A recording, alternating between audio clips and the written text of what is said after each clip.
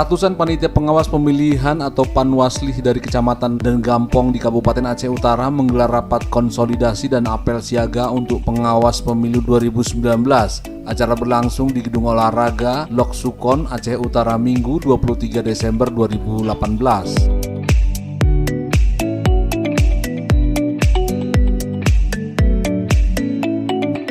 Rapat tersebut dilakukan untuk memberikan pemahaman kepada pengawas tingkat kecamatan dan gampong mengenai tata cara dalam pengawasan pemilu yang akan berlangsung 17 April 2019 mendatang.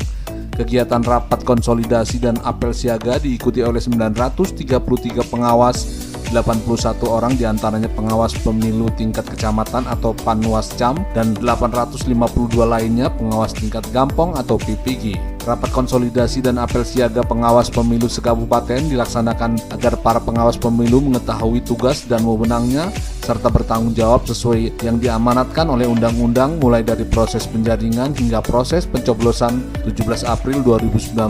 Pembekalan yang berlangsung selama sehari tersebut menghadirkan pemateri dari Panwasli Provinsi Aceh, Nya Arif Fadilah Syah. Ketua Panwasli Kabupaten Aceh Utara, Yusriadi, menyatakan konsolidasi dan apel siaga bertujuan untuk memberikan pengarahan kepada pengawas tingkat kecamatan dan gampong terkait peningkatan pengawasan kewaspadaan, nilai-nilai integritas, solidaritas, dan profesionalisme.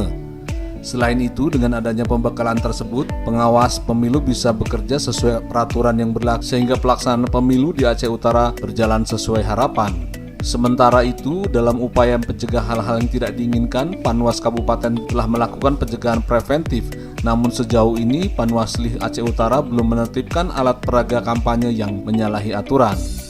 Sejauh ini, Panwasli telah mengirimkan surat kepada pemerintah Aceh Utara agar dapat dilakukan penertiban alat peraga dengan melibatkan petugas Satpol PP, namun hingga kini belum juga dilakukan karena belum adanya biaya operasional. Tersampaikannya beberapa poin penting terkait dengan integritas pengawas. Ya, integritas pengawas itu menjadi suatu poin penting yang harus kita bekali bagi seluruh jajaran pengawas. Menyangkut dengan jumlah detailnya mungkin saya tidak bisa ingat, tapi yang jelas ada beberapa pelanggaran yang sudah masuk ke kita dan dalam proses penanganan ya terkait dengan kerusakan alat peraga kampanye itu khususnya, dan itu sudah menjadi bahagian yang sedang kita selesaikan.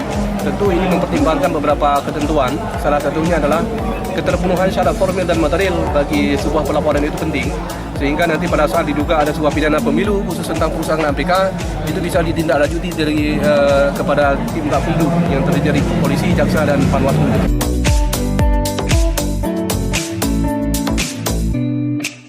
Zakir Nurdin, Today Stream TV Indonesia, Aceh Utara, Aceh melaporkan.